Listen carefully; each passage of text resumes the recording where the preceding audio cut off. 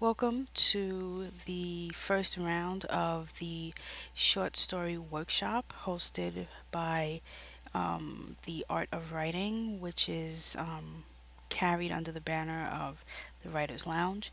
And you can go to writerslounge.co. Again, that's writerslounge.co for more information about this workshop, which is a short story workshop, and other workshops, as well as good tips and tricks articles, review articles, and a bunch of other things, movie nights, and things like that that are hosted by Writers Lounge, and it's at writerslounge.co.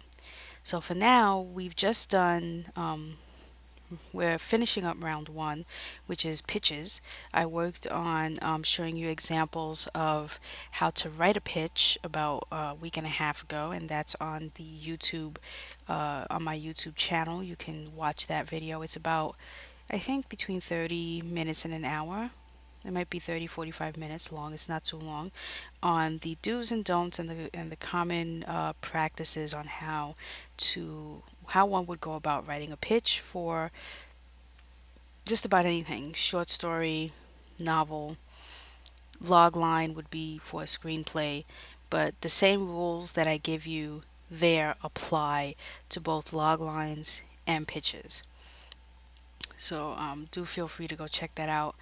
Um, it's in the it will be in the playlist for YouTube for the video on demand should you be watching this on there.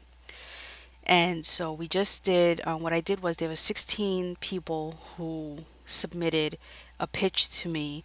And what I did was I broke it down into groups of four. So the first group of four and the second group of four have already gone up on the website for people to give their feedback to each other. And for anyone who comes to the site, they're able to give feedback as well, should they choose to. But now I am going to give my feedback, and I thought I would do it live um, on my stream very quickly. I'm probably going to spend an average of about 10, maybe 15 minutes on each one. I'm going to try and get through them as quickly as possible. And what I'm going to do is anything that I add or subtract or anything like that will be marked in red. So if I change something, I will probably make that change in red or make that suggestion to change in red, so that way I'm not harming what the person wrote. I have not put the name of who this belongs to, although you can check this log line, this pitch against the pitch that you will find on the site to figure out who it was who wrote each one. For anyone who wrote these eight and is watching this on demand, I left it in the order that it was posted on the site. I didn't rearrange anything. I didn't group all the comedy and tragedy and horror or anything like that. So 1, 2, 3, 4 for part one is going to be this first chunk of four, and then 1, 2, 3, 4 for part two is going to be the second set of four that I do. So in case you're looking for where yours is, just know that I did it in order, so that way you know how to fast forward if you want to just find your little snippet. Okay, so to start, this is a tragedy pitch, and I'm like I said, any corrections I make will be done um, within the paragraph, and then I will give any final thoughts if I have any here in the thoughts section, and then I'm going to move on to the next one and the next one, and I'm going to try to get through these as quickly as possible. When East St. Paul loses one of its staple residents to a hit and run, Tony fights tireless to bring justice to Felon Reynolds. Okay, so first he fights tirelessly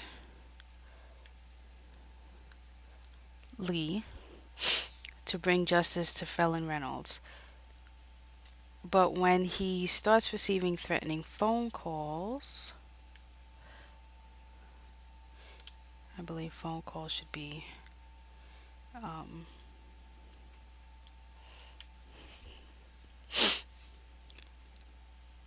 hold on 1 second.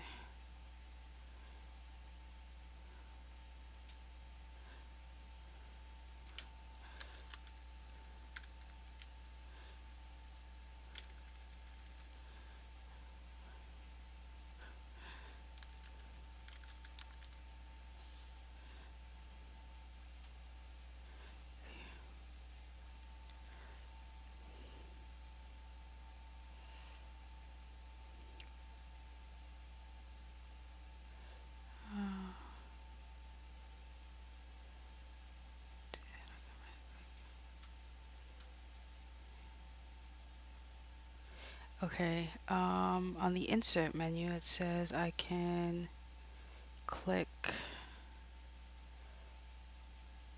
Ah, here we go. This is what I want to do. Okay. Um,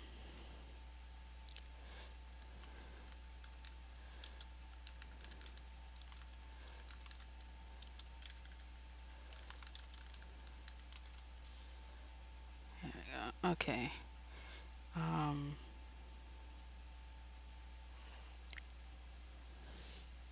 he discovers for, let's see, but when he starts receiving threatening phone calls, he discovers for himself that felons. I just realized I should probably have a timer clock here so I make sure I stay on task. Ooh, let's do. Okay. Um, Calls, he discovers for himself that Felon's death was not a random act of violence. Trusting nobody, Tony takes to the streets in the search for the truth in this mystifying film noir taken to the page. Trusting, I don't like the word nobody. I'm going to suggest, um, oh, excuse me. I have to click comment every time.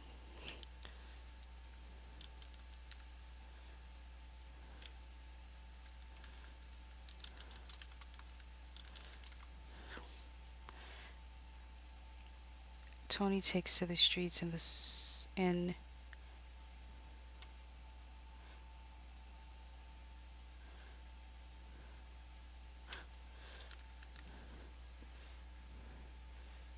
search for the truth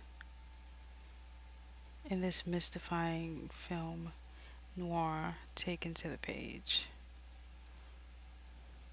Alright, let's read that back again from the beginning. When East St. Paul loses one of its staple residents to a hit and run, Tony fights tirelessly to bring justice to Felon Reynolds. Okay, so Felon Reynolds is, I'm assuming, the staple resident. And East St. Paul, again, I'm assuming, is a location. Um, Tony fights tirelessly to bring justice to Felon Reynolds, but when he starts receiving threatening phone calls, he discovers for himself that Felon's death was not a random act of violence. Um, okay, so I have some thoughts here. I mean, I put it in bold. Oh, who is Tony? Police officer or friend of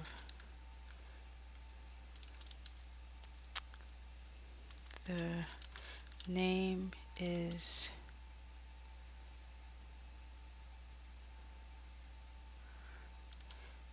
a bit awkward to know how to pronounce. Is it int-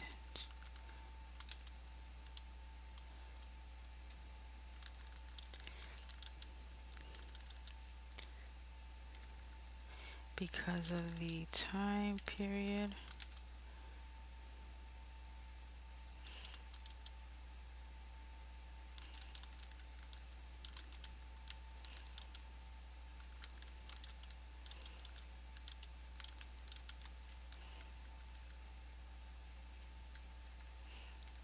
Um,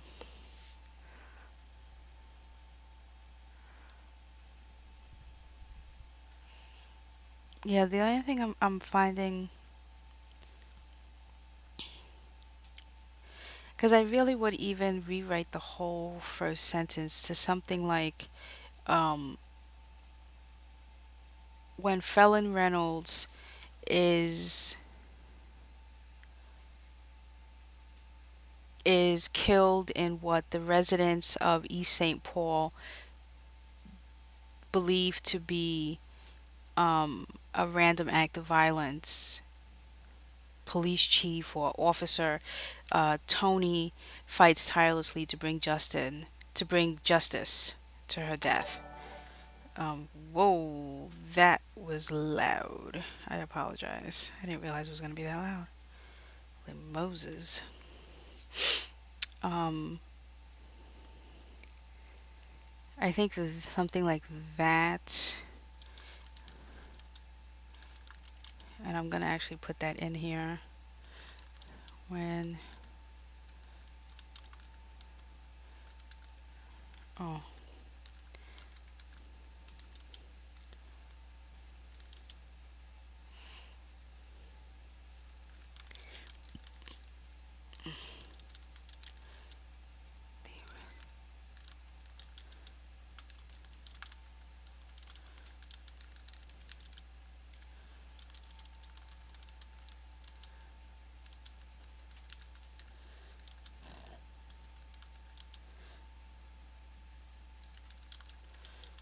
and nothing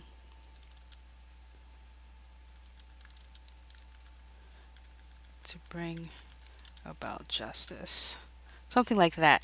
And the other question I would have is the location of the fact that you're bringing up East St. Paul. Again, is that necessary or relevant or important? Could you ideally put in any other town, or is this a made up town and there's some nuances to not only the town but the people in the town? Um, because if there isn't, and I could just say when, and it's when you put when East St. Paul, I assumed East St. Paul was a person. I didn't, I mean, obviously you're saying east, so that might signal that it's a location, not a person. But my brain didn't register that right away, even after finishing the whole first sentence.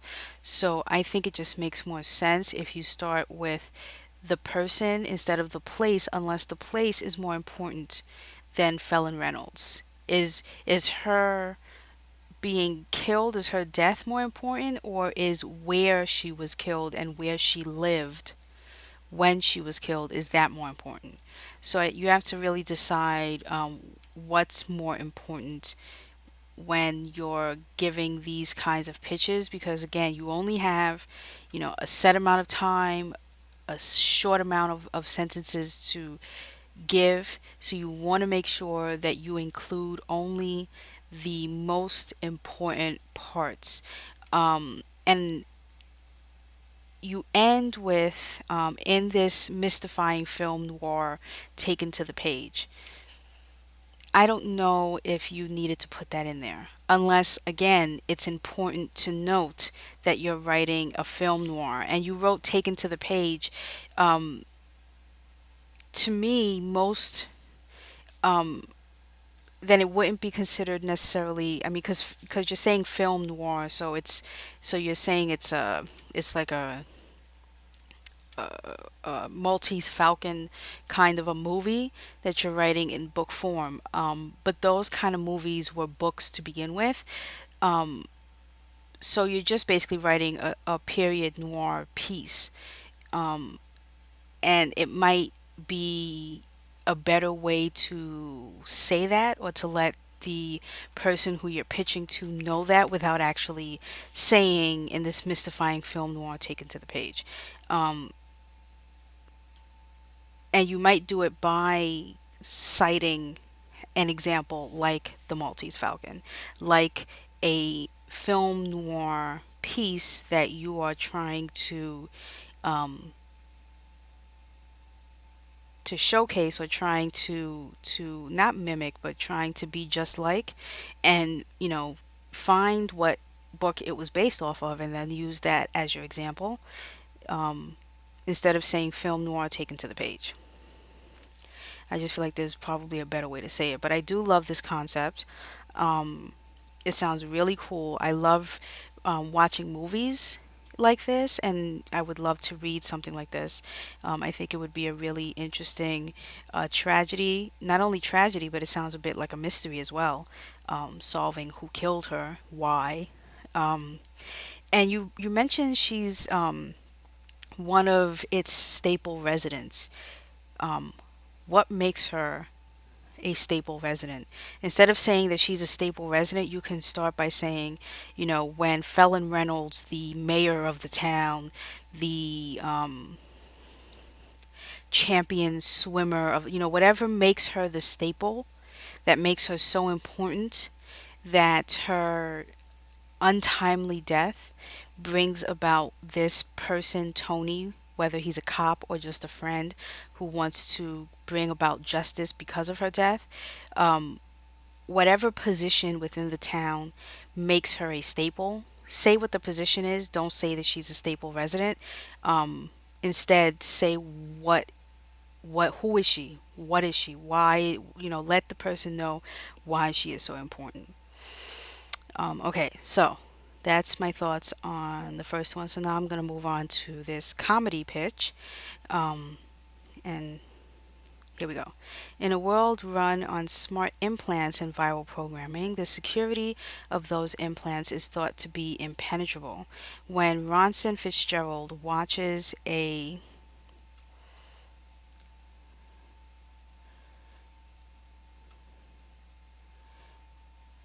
yeah, that's not the right. When Ronson Fitzgerald watches a man die of heart failure in while standing in line at Starbucks. Um,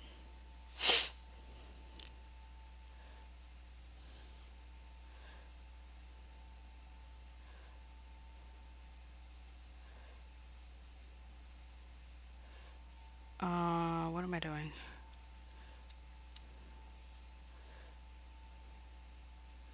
I think putting it in red. I'm testing out different things because I've never actually done it this way before. Um,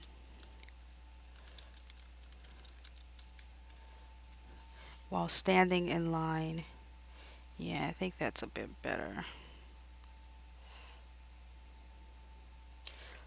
While standing in line at Starbucks, however, when Ronson Fitzgerald watches a man die of heart failure while standing in line at Starbucks, however, he quickly learns that people's implants can be hacked into after all.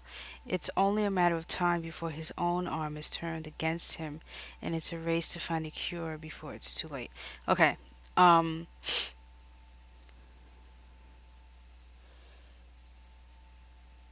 Let me think on this. He quickly learns that people's implants can be hacked into after all.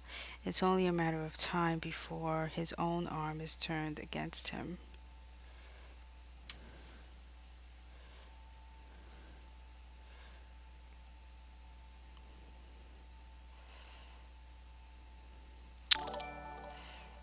Whoa. I gotta figure out how to turn that down. It's way too loud. Let me turn it way down. Um,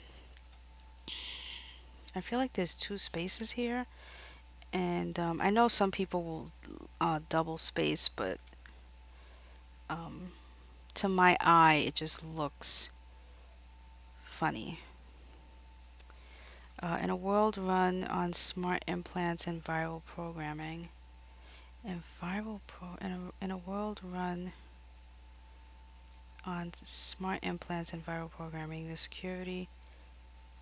their security is thought to be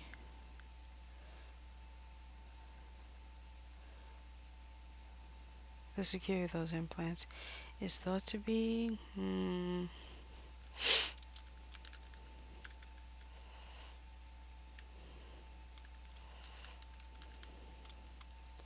believed to be impenetrable.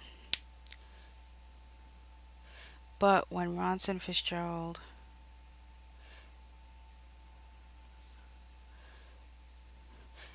I don't like the word watches there either.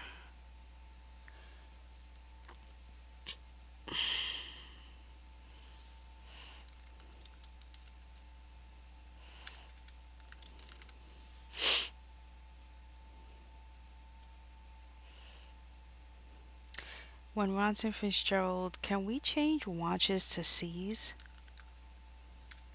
Or even witnesses? Let's say witnesses.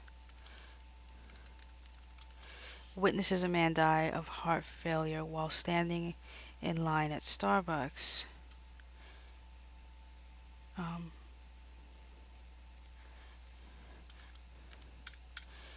I keep forgetting I need to do that. But let me see, in a world run on smart implants and viral programming, the security of those implants is believed to be impenetrable. But when Ronson Fitzgerald witnesses a man die of heart failure while standing in line at Starbucks, he quickly learns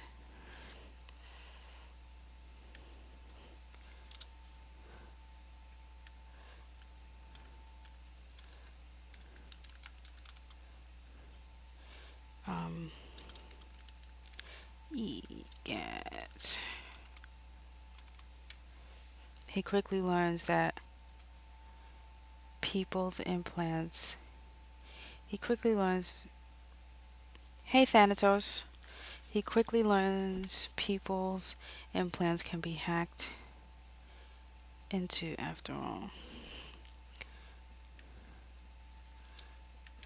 I detest the word that, and you will find if you read the sentence that has that word, that, you can in fact remove it. Um, I don't know why I don't like it. I feel it's unnecessary and unnatural when used as often as we use it in literature and in writing. So whenever possible, if it can be taken out, I will take it out. And sometimes it can be taken out and not even really need to restructure the sentence. Simply remove the word, and the sentence will not lose its meaning or its power at all. Um, so, just for common practice, you don't need it. But when Ronson Fitzgerald witnesses a man die of heart failure while standing in line at Starbucks, he quickly learns people's implants can be hacked into after all. See? I think it works. It's only a matter of time before his own arm turns against him.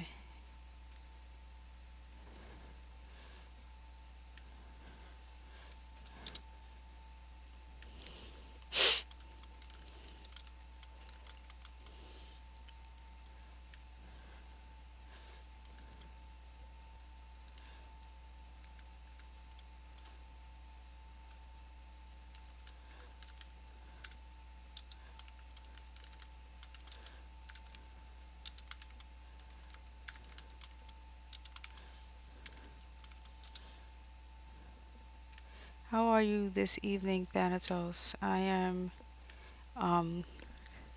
I'm conducting or hosting a short story workshop, and round one is the pitch, the idea of the story that each person is going to be writing. And there were 16 people who submitted their pitch to me, so I'm going to be giving my feedback on them, eight at a time. So I'm doing the first eight right now, and then next week I will do the next set of eight. You can read them or find them on the website writerslounge.co. That website is writerslounge.co, and both posts are up there, and you can comment on them if you like and give your feedback on the pitches as well. It's just that I'm doing them right now. I'm on the second one, and I'm trying to move through them as quickly as possible, spending about maybe between 8 and 10 minutes on each one. Okay, so now that I've it's only a matter of time before his own arm turns against him,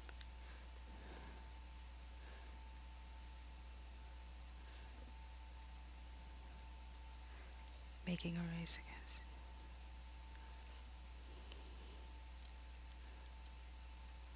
Making.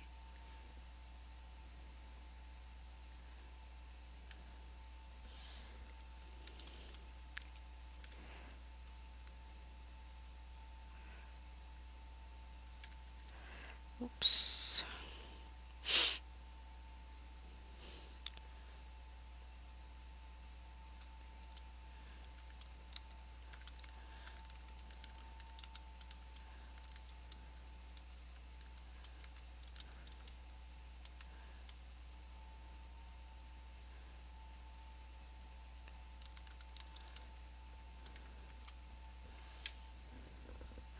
Okay. And I'm just marking in red all the changes that I would make in each pitch. All right, so let's read this all again back from the beginning. In a world run on smart implants and viral programming, the security of those implants is believed to be impenetrable. But when Ronson Fitzgerald witnesses a man die of heart failure while standing in line at Starbucks, he quickly learns people's implants can be hacked into after all. It's only a matter of time before his own arm turns against him, making it a race to find a cure before it's too late. I had to do a bit of a pause because I changed out some words and I had to see which words I changed out. But to me, that sounds good. Now, here are my final thoughts on this.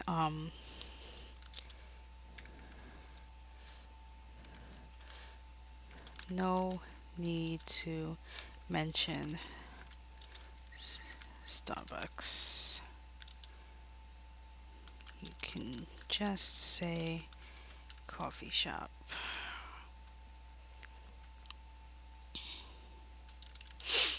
Mention where Ronson witnesses the heart. It distracts from the main focus, which the man, not the location. Yeah, I don't think you need to mention Starbucks. If you need to, you can mention a coffee shop, but even that, I think, distracts and takes away from the point of that sentence, which is that the man dies of heart failure. So you can say, but when Ronson witnesses a man die of heart failure, he quickly learns people's implants can be hacked into after all, and it shortens that sentence so much because, again, unless it's dire importance that it was in that particular Starbucks or in Starbucks in general, unless Starbucks is a main character, main location, main something in the short story, take it out. It's all about remove, remove, remove. If it can be removed, to make the sentence shorter, to make it faster in the delivery. So, my only note in this, because I really do like this one as well, is I don't think you need it. Something else is, I know that this is in the category of comedy, and I'm sure that many people are going to say who have done these pitches are probably going to be saying that they didn't mean to pick that particular genre when they signed up. Uh, this to me does not come off as a comedy. Um, I mean, it might. I don't know because it's with implants and controlling implants, and there could be comedy in that. Um, but it seems a bit more towards maybe horror. It can go in that direction. It can definitely go in the direction of mystery. Um, it could even be going the direction um, of tragedy that this is happening to these people. But I think it sounds more like mystery. So I would only, ask, is comedy an aspect in here? And if it is, if there's a way for you to convey that in the pitch, to try and give a little hint that there is some humor here because, the man dying of heart failure, Ronson needing to figure out, why this is happening and find a cure before it's too late. It seems a little sci fi drama mystery and less comedy, which is fine because I am going to give everyone who has submitted their pitch the opportunity to adjust their genre to what it best fits in case what you've come up with doesn't fit the genre you picked to begin with. And there will be information on that for those people. Okay, so moving on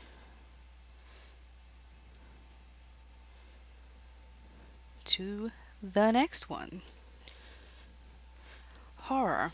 While staying with her cousins as her I think it's As her family farm goes under construction, while staying with her cousins, as her family's farm goes under construction, Ashlyn Warren joins the neighborhood kids in playing a game of manhunt in the woods behind their house. If you're playing a game, I believe that that manhunt is the name of the game, in which case you might consider capitalizing and then putting parenthesis around it in the woods behind their house. When she ignores their instructions to perform the safe passage ritual, which I have no idea what that is, she accidentally invites a new player to the game, a dangerous entity intent on devouring the kids. Now Ashlyn must complete the game without being caught or allowing anyone else to be. Okay. Like this concept, totally horror. I feel it, I see it. I'm all about it. I'm just gonna move this down to the next page so I can see it all in one fell swoop here. Okay, while staying with her cousins as her family's, um, I need to uh, adjust these sentences because they seem a bit out of place. So instead of me doing my red lines within the paragraph, I'm going to do them in my thoughts. And, I'm going to go along there. But I wouldn't start with while staying with her cousins as her family's farm goes under construction. Um, Instead of starting with the pronoun, I would start with the person and then do pronouns after. Um, it just makes more sense. You want to introduce the character before you start giving them pronouns. You don't want to start with pronouns and then introduce the character. So I would start with,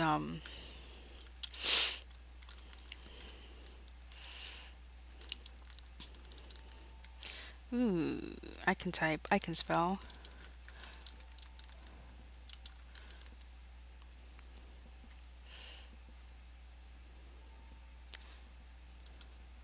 Is staying with her cousins while her family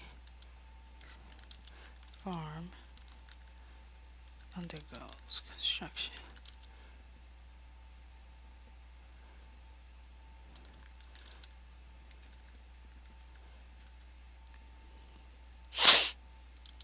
She joins the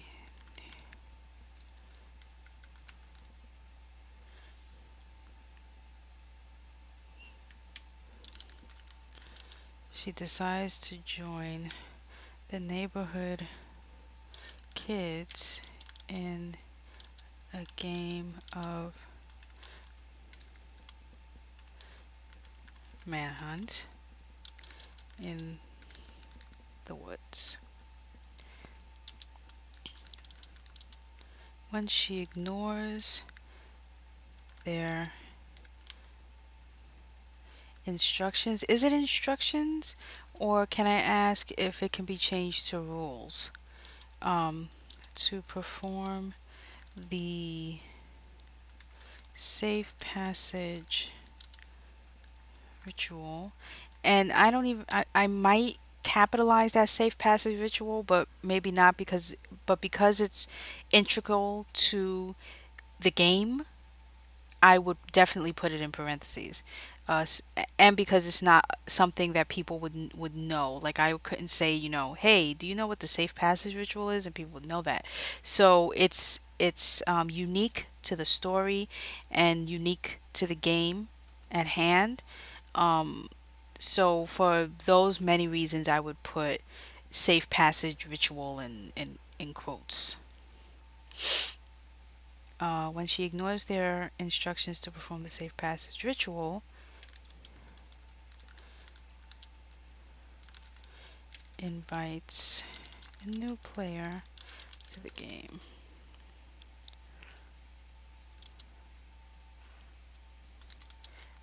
Dangerous entity intent on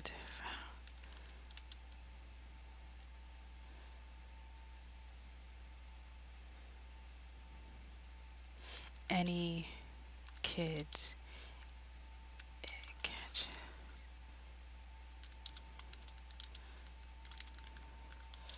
must complete.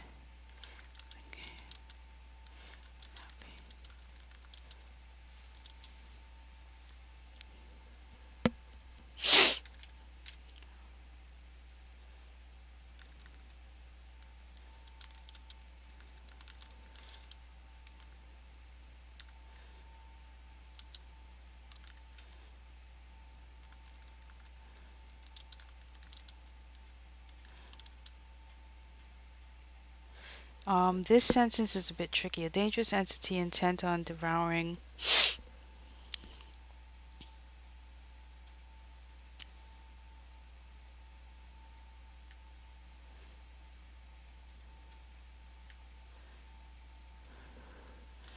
Now Ashlyn must,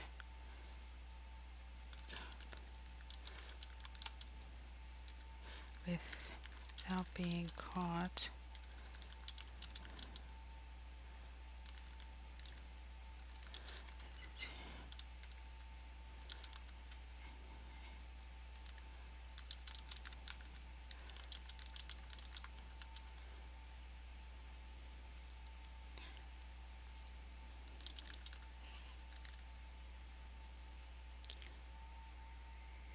now Ashlyn must complete the game without being caught by the dangerous entity intent on devouring her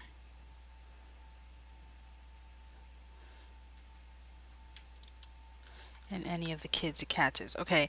You might want to still play around with that last sentence, but there is a way to combine, um, a couple of these sentences that you wrote and chop a few things away.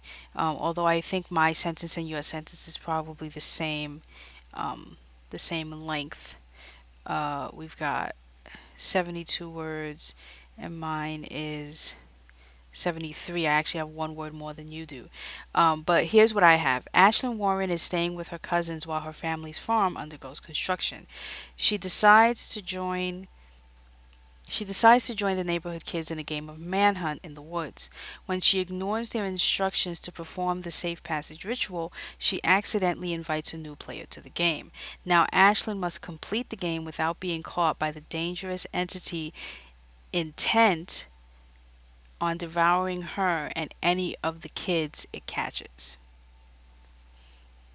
Otherwise, I think that's great. I can't wait to read that. I'm trying to write scary myself, so I look forward to reading that because I think you're going to be able to pull it off brilliantly, and I need all the help I can get to try and be scary um, myself.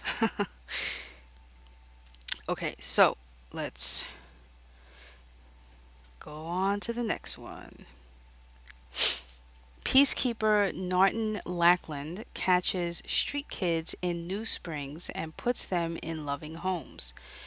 The children don't trust adults and hide from the people trying to save them. One group has been elusive for months, led by a brilliant, abused teenager. Winter has come with record breaking cold 3 days away. Norton must find the group of street kids and save them before they freeze to death. Okay. Um,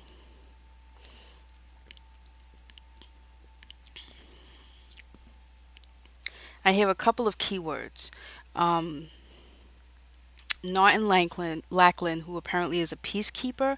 I'm not exactly sure um, what title that is. I'm assuming that this is a world you created, and peacekeeper is synonymous with maybe like social worker or something like that. But it sounds like this adult individual catches these kids in this town called New Springs, um, and puts them in loving homes. Um, I don't know if I like that phrase. How about places them in loving homes? The children don't trust adults and hide from the people trying to save them. So that's the part that confuses me because it sounds like one person is trying to save them, but then you say hide and adults and hide from the people trying to save them. Who are the people? Um, you could put that the children don't trust him, Norton Lackland, and try to hide from him. One group has been elusive for months, led by a brilliant abused teenager. Is Norton the only main character, or is the abused teenager also a main character? I'm wondering. Um, I mean, you don't mention that until the third sentence, but you could say in the second sentence, um, led by an abused teenager, a group of teens or a group of children who don't trust adults hide from Norton Lackland. And in that way, you took two sentences and combined them into one. Again, you could write something like, led by an abused teenager, a group of children who don't trust Norton Lackland hide or try or work tirelessly to hide from him, or something to that effect. Um, and you write, winter has come with record breaking cold 3 days away. That sentence, I think, again, you can combine and mention that sooner. Um, Perhaps to say something like, Peacekeeper Norton Lackland, um, who catches street kids for a living, um, is in dire straits to find this particular group because winter is coming, or something like that. I think you can put the fact that it's going to be winter and cold, um, in one of the first two sentences, combine it in there instead of giving it its own sentence. You don't have to put that it's going to be record breaking. You don't even really have to say that it's going to be winter. You can just say, freezing temperatures, and that's it. Due to freezing temperatures, Norton must find the group of street kids and save them before um, they freeze to death, or something like that. Okay, so you can take that sentence out and combine it either with the final sentence, or you can mention it in the very beginning, because I feel like the weather, as well as the peacekeeper and the children, are important. I'm not even sure you really need that, the name New Springs, or where he places them. You could say that he just, is trying to find them because it's cold, you know? Unless, again, the town and the fact that he places them in loving homes is integral to the story. The mystery, I don't think, has to do with the town or where he places them, but has to do with finding them, and the fact that they don't trust him or adults in general, um, and the mystery of why they don't trust him. There are a lot of questions here, um, that can be asked by simply, um, rephrasing your sentences and restructuring them. I love the last sentence, that he must find the group of street kids and save them before they freeze to death. Again, I think you can combine it with the fact that, winter is coming, or take that sentence out completely. If you just say, one group has been elusive for months, led by a brilliant abused teenager, now Norton must find the group of street kids and save them before they freeze to death. And I'm actually gonna,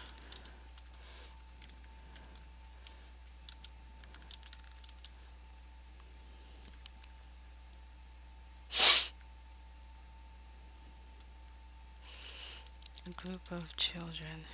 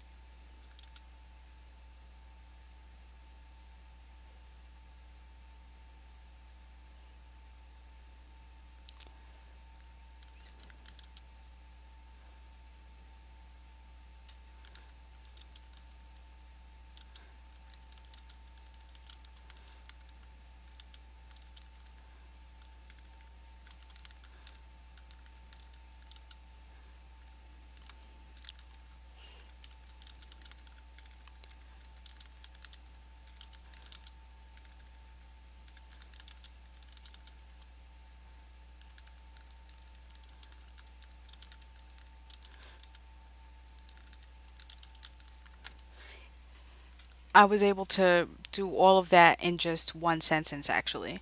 Um, and you can actually put his full name if you want. But a group of children led by an abused teenager who doesn't trust any adult spend their time hiding from Norton Lackland, a peacekeeper, attempting to save them from a blistering cold before they freeze to death. I think that kind of covers everything you just said in that sentence. You don't have to, take my shortened version of it. Again, like I said, you can simply combine sentences so you don't have one, two, three, four. You can take four and combine it into three or just two sentences, or you can rearrange the one sentence that I made, but it basically includes everything that you put. Um, and you could even put, if you want, a group of children um, living in New Springs, led by an abused teenager who doesn't trust any adult, blah, blah, blah, blah, blah, blah, blah, blah, blah. And you can do it that way. You can inject, if there are things in your paragraph that you feel are really important and intricate to the story, you can put it in there. But again, remember, if it isn't, you don't need it, and you're just trying to get the person interested and say, wow, that sounds really good. I can't wait to see, how this goes or what happens. Okay. Um,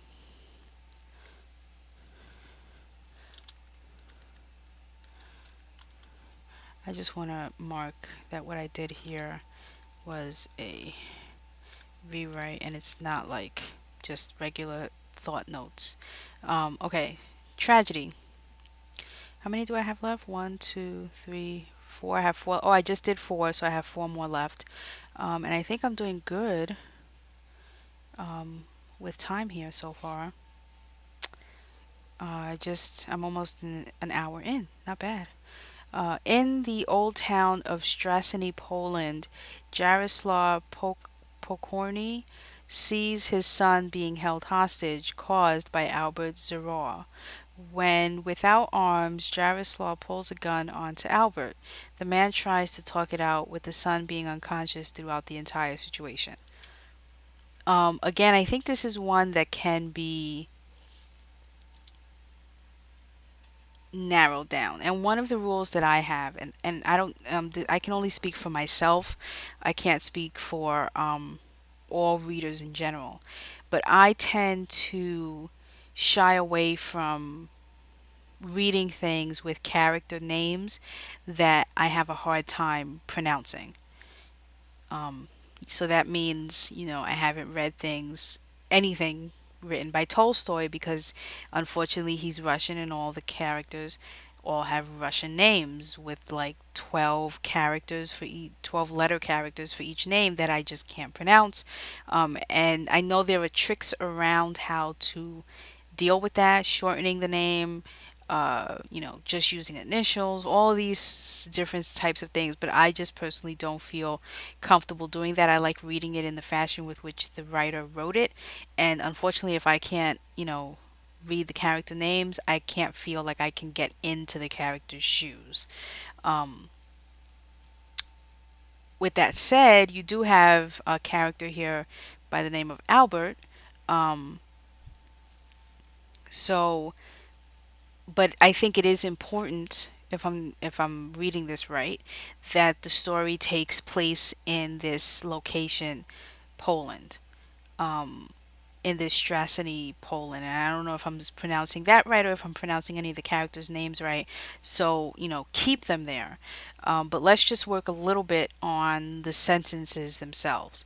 So, um, in the old town of Straciny, Poland, Jaroslaw Pokorny sees his son being held hostage. And you don't have to write cause, but you can just say being held hostage, um, or you could even say being held at gunpoint by Albert Zerah. So there's a sentence there that can be removed. Or that can be, shortened because you took the gun that you mentioned in the second sentence and moved it into the first sentence. Okay, sees his son being held, and I'm gonna put this at gunpoint. Okay, and we're going to remove hostage.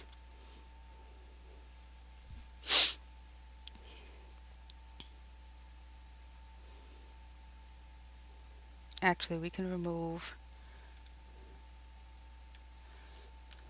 the whole hostage, comma, okay?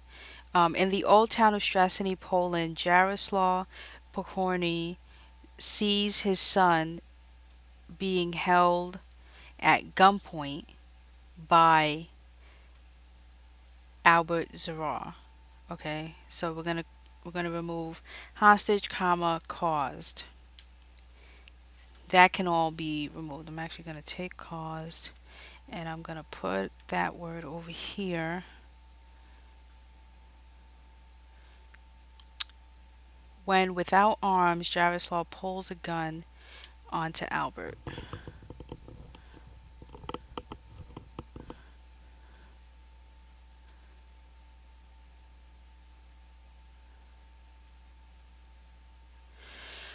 This is the part that's a bit confusing. Confusing.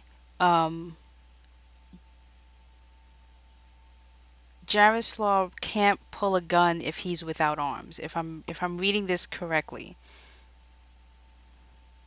So I'm actually going to say remove this entire sentence.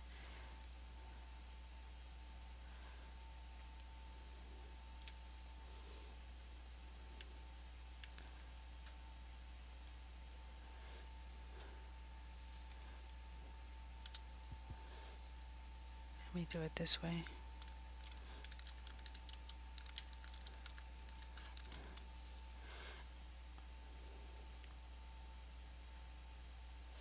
And instead of putting the man, let's do it this way.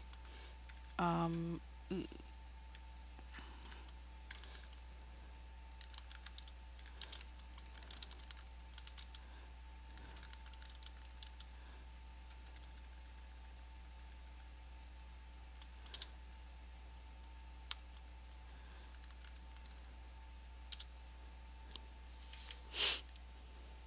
Jaroslaw tries to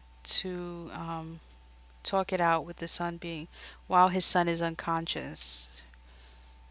Tries to save.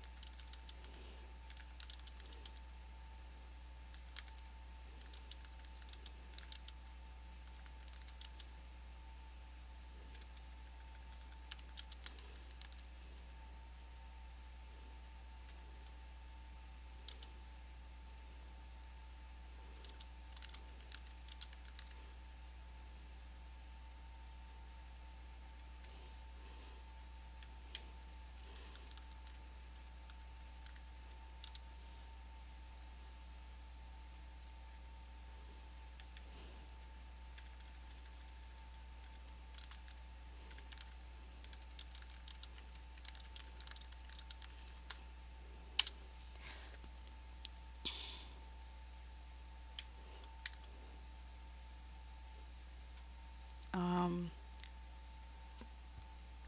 okay, I just rewrote this entire sentence that you had here. Um,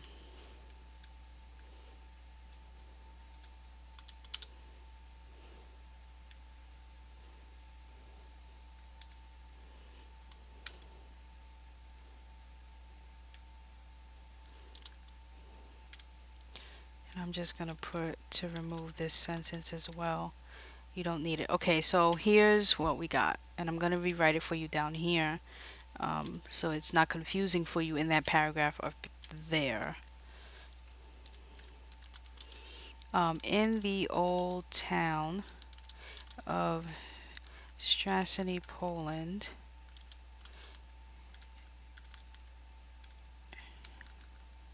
Jaroslaw Pokorny sees his son being held at gunpoint by Albert Zura.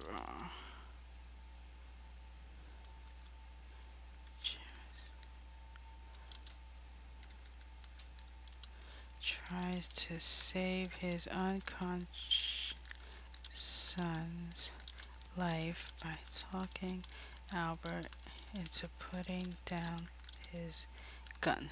Boom. 2 sentences, done.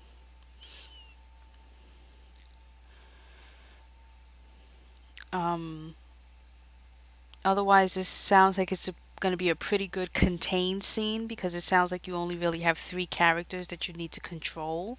So it's a very controlled setting. It's taking place in one area. I don't know where he's being held, but I assume it'll be someplace where no one is going to be able to interfere with what's going on, and um, how Jaroslav finds his son is something else I'm assuming you're going to answer in that short story. There are several questions here that are unanswered, which is always a good thing. It's not a bad thing to have so many unanswered questions unless you don't answer them. So make sure you answer those questions that people are going to be wondering about when they read what you've written. And that's, how does Jaroslaw know where his son is being held? Is he being held? You said being held hostage, or I rewrote that as being held at gunpoint. But is it a ransom? Did Albert, send a message to him saying, "Come get your son"? Why does Albert have the man's son? Is there a reason? Did he owe him money? Why is this kid being held at gunpoint? And how does his father know where to come and rescue his son? And if he knew his son was being held hostage or was in trouble, why did he go without a weapon? Okay. So, those are some of the questions that when you write this, be sure to answer that in the story. Otherwise, it's going to fall flat because people who are going to be reading this pitch, which is a very good pitch, are going to have those questions, and so you need to answer them in order to satisfy their curiosity. Okay, so next. Casey Carter, a newly returned changeling, is struggling to regain his footing in the metropolitan city that was once his home. Upon learning that a stranger has been living his life in his absence, he is faced with the difficult decision of confronting them and possibly regaining his place in the world, or to leave his old life behind and start anew. Long sentence. Meanwhile, malevolent beings who stalk the edges of the freehold have been preying on newly returned changelings who have only just found their way back through the hedge. Could this be the work of the Fae or some other terrifying creature? Pretty good. I just have 1 or 2 points. The first one I need to ask is, um, towards the end, who have only just found their way back through the hedge. Um, is hedge a terminology that's specific to this world that you created? Um, if so, should it be put? I question if it should be put in parentheses or maybe capital H or something. Because I'm imagining an actual real um, hedge, like bush that people are traveling through or coming back through. But I'm assuming it's a term specific to this world, because you have changelings, you have this group called the Fae, which I'm assuming they're like leaders in a way. You have this main character, Casey Carter, um, a newly returned changeling, is struggling to regain his footing in the metropolitan city that was once his home. And I'm going to echo what I said in the previous pitch thoughts that I gave, which is you have a lot of questions here. And um, I hope, or I'm assuming, you're going to answer those questions in the story that you're going to be telling. And again, it's not a bad thing to have questions. It's actually a good thing to have questions that need to get answered. Um, so that's good as long as you make sure that you answer them. And the first one is, you start off by saying that Casey Carter is a newly returned changeling, returns from where and why. You know, where did he go? Where was he? And how was he able to come back? And the reason why that's a question that's asked is because you said he returned. So naturally, the person reading it is going to wonder, returned from where? Why? How? And it should be fairly simple and easy to be able to answer that. And I'm going to assume that it's going to be answered in the story. So, moving on to the next sentence, upon learning that a stranger has been living his life in his absence, he is faced with the difficult decision of confronting them and possibly regaining his place in the world, or to leave his old life behind and start anew. It's a long sentence, but I think it works. It's just, I feel like there might be some words in there that you don't need. I'm sure you're using them to convey the seriousness of the situation. Um, One of the things I will say is you don't need that word that in there. Upon learning a stranger has been living his life in his absence. I guarantee like 9 times out of 10, when you use the word that, you can simply take it out and it will not mess up the sentence. It might even make it flow and sound better. Upon learning a stranger has been living his life in his absence, he is. Oh my God, I thought I turned the volume down on that. Jeez. Uh, Thank you, Resident Evil Fan 20. I actually am a Resident Evil fan and will be going to see the Resident Evil movie this Thursday because I live in New York City and it's coming out Thursday night. I'm very excited. Um, he is faced with the difficult decision of confronting. I could I would take out the word difficult. He is faced with the decision of confronting them and regaining his place in the world, or to leave his old life behind and start anew. So I took out the word possibly and difficult. So, upon learning a stranger has been living his life in his absence, he is faced with the decision of confronting them and regaining his place in the world, or to leave his old life behind and start anew. I was not so out of breath there. And so I think that the simple solution is just you need to just chop out some words that you don't really need because they don't take away from the sentence without them. Meanwhile, malevolent beings who stalk the edges of the freehold have been preying on newly returned changelings, i.e., Casey, who have only just found their way back through the hedge.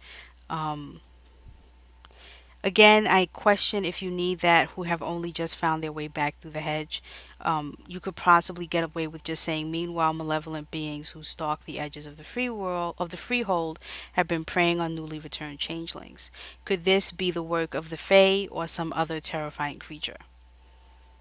And you've shortened down to probably a more manageable pitch, um, in terms of length, because right now you have 103 words. I think with the changes that I made verbally, um, it knocks you down to probably 80 words.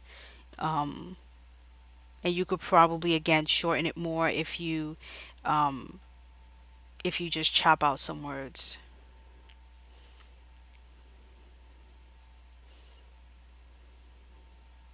Like maybe you don't need the word metropolitan. Casey Carter, a newly returned changeling, is struggling to regain his footing in the city that was once his home. There are certain words where you just don't need it and you can just take it out, and the story and the sentence will survive without it. I don't have I like the idea. I don't really have any thoughts, but I hope that you are able to take notes from what I just said. Um, and implement them should you desire. Otherwise, it's fine the way it is at the length. I'm simply just trying to help you condense it, but the sentences, like I said, are fine. Um, the structure and the order with which you put them in is fine. It's just a matter of, do you want to kind of get rid of some of the fatty areas and condense it to something that you can regurgitate very quickly, without having to return to it to try to remember certain words you might forget when you try to reiterate it. Okay, so comedy. The Seraph's Muse The Seraph's Muse is a story about an angel who, while visiting Earth, becomes smitten with a woman named Petra during the War for Heaven. Because of divine law, Ramiel has to convince God to let him live out his life on Earth.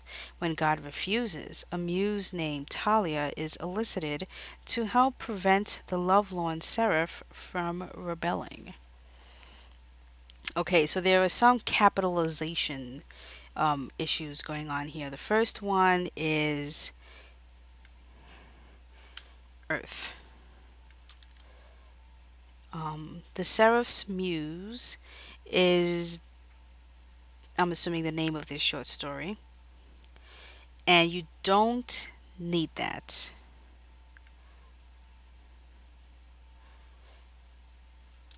And I'm going to actually put a slash here. And an angel,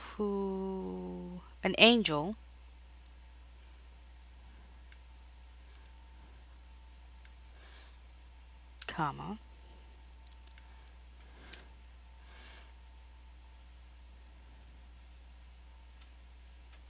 actually, um, ignore all of that up there if you're watching this and just go with what I'm about to write down here, because I just realized a better way of saying this. Um, while visiting Earth, an angel smitten, an angel becomes smitten with a woman named.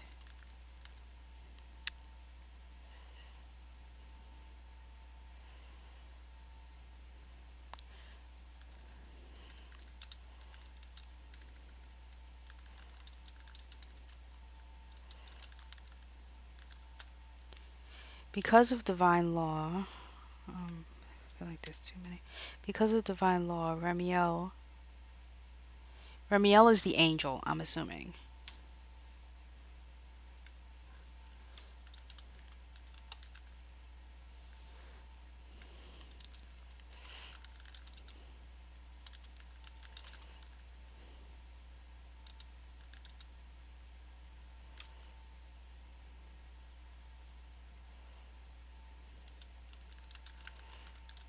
God to let him.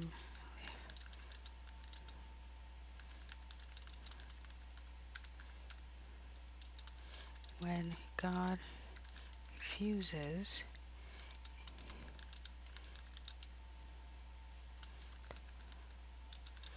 is, that's what I thought, elicited,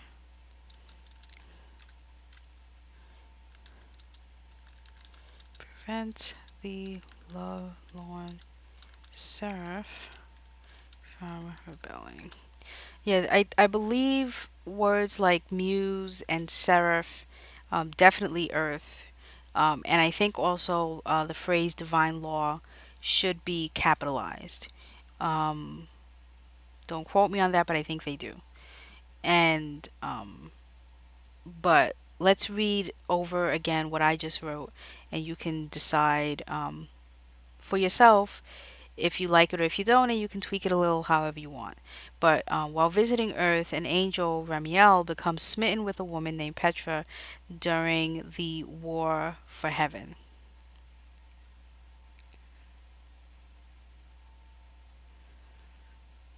I'm wondering if you even need to put with a woman named Petra.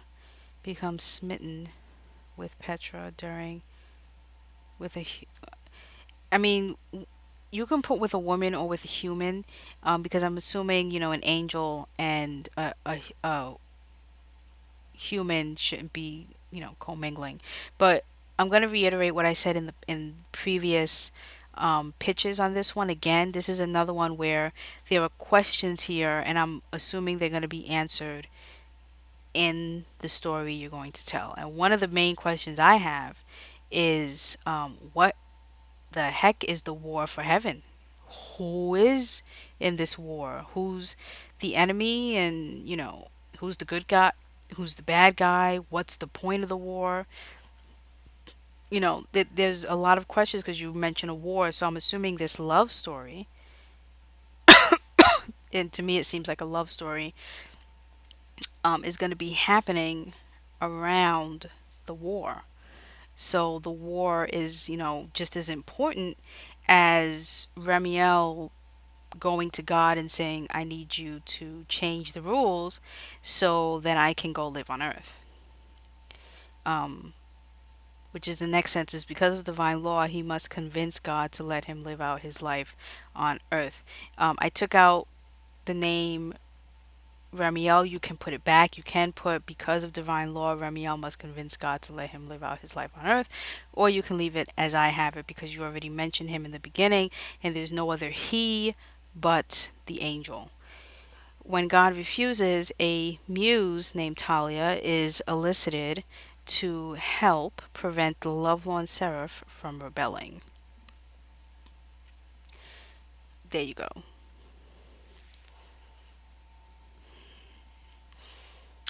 I like that story. These will be very cute. I questioned the comedy in it, which I think I mentioned before with someone else's genre, if it was that right genre.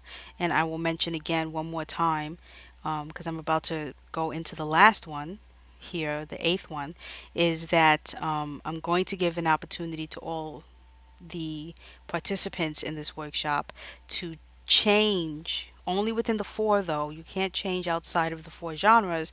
But it looks like a few of these might go from the genre that they initially picked and might want to switch it to another one. And I will send out an email to those people, giving them the opportunity to change their genre to one that might be a little more appropriate to the story they're trying to tell. And so, last but not least, because there's going to be another eight that I'm going to do, like I said, next week, is a mystery. It's 1943 in and around the small town of Pembrokeshire. James Arnold, an auxiliary, part of the British resistance, was secretly training to be able to attack invading German forces. It was thought that the Germans would attack Britain soon. Spies were known to be operating in the area and reporting back to their German paymasters, but were not actually known by name, so James Arnold had to treat everyone with suspicion. The ultimate goal of the story is to disrupt the Germans as much as possible if they choose to attack Britain, allowing as much damage to be done to them as possible, whilst regular troops can be organized against them. That sentence is there's a lot of run-on sentences here. This one sentence is like 40 words. That's a lot of words. I almost got winded there. This is a lot that you're saying that I think can be again chopped down into more manageable pieces. Um, and let's see what we can do.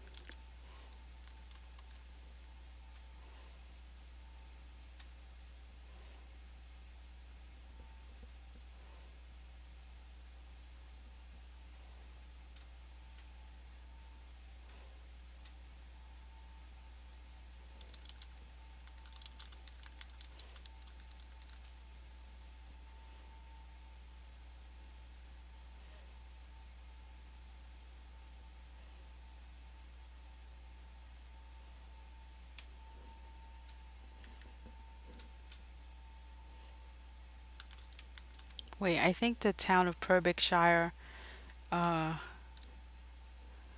is. Oh my god, what am I spelling? Is in Britain, so my apologies. In 1942, Britain, in a small town of Pembrokeshire, James Arnold, a part of the British resistance, was secretly training to attack German forces.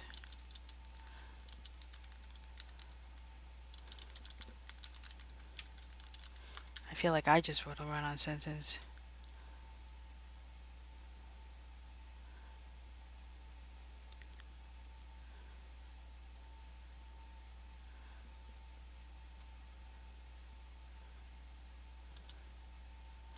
His mission is to disrupt Germans.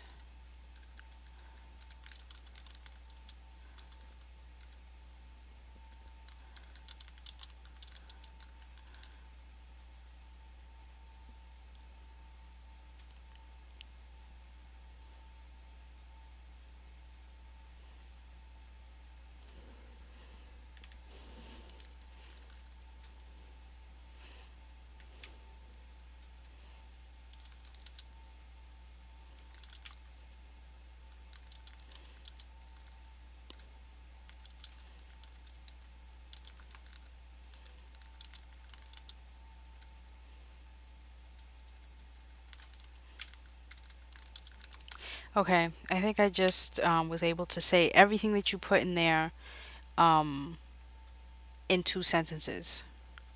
Now, pay attention to what I wrote because you'll realize that a lot of what like that second sentence, spies were known to be operating in the area and reporting back to the German paymasters, but were not actually known by name, so James had to treat everyone with suspicion. That you don't need to put in there because to me, the key points of this story is A, that he was working for the British resistance, and B, that his job was to distract the Germans that they knew were going to be attacking or invading so that his team, his British forces, can kick German butt. That's it. Anything else is just a gray area that you can answer in the story. This is just to get someone to want to read your story. You don't want to tell it all right now. You don't want to give all those juicy details away about the fact that he doesn't know who they are, so he has to treat everyone with suspicion. Like those are, details that you don't want to let the reader know yet. Let them find out when they read it. Just make them want to read it first. So what I wrote was in 1942 Britain, in a small town of Pembrokeshire, James Arnold, a part of the British resistance, was secretly training to attack German forces who were believed to be attacking soon. His mission is to distract the Germans as much as possible while the British army can organize against them. Point blank, period. That is your entire story. Like I said, anything else, tell it in the story, not in the pitch, because then you're giving away, like I said, all those juicy details that you want the reader to enjoy and get excited about when they read it. Leave them with questions. You kind of answered all the questions in that paragraph, but you want to leave them questioning why this small town. Obviously, it's going to be this small town because the spies are able to operate in there and report back to their German paymasters and not be known by anyone. Like you see what I'm saying? So you answered the questions that I would have had those sentences not been there. So take those sentences out, leave us with questions, but give us just enough to want to know, how does this guy do it? How does he distract these Germans long enough for the British Army to do what it needs to do against them? That's enough to get me wanting to read it. So, with that, I bring these 8 pitches to a close and this long video that I'm going to be uploading on YouTube to a close. As I said, the next time I will be reporting on the next eight, because there were 16 in total. So the next eight I'm going to be discussing on January 30th, which is next week Monday. So a week from today, next week Monday, come back and I will have the other eight to go over with you the same way I did this one. And for now, thank you for watching, and I will have a link soon if you want to join the second round. I'm going to try and do this twice a year. The second round, however, will not be until August. I know that's a far away from now. That's 8 months away. So I'm not going to put up a link for people to sign up for that until probably June. So not for another 6 months will I have that link up, but just for anyone who's watching this and thinks this is a really great idea to work on these steps. There's 5 rounds to get through. Round one is the pitch. Everyone right now is currently working on round two, or will be starting to work on round two. And round two is setting slash world building. Tomorrow I'm going to be spending the first hour of my stream letting people know how to create a world and all of that jazz. Um, so, come back on Monday and find out more about that. Come back tomorrow, find out a little bit about world building. And in the meantime, have a great, great night.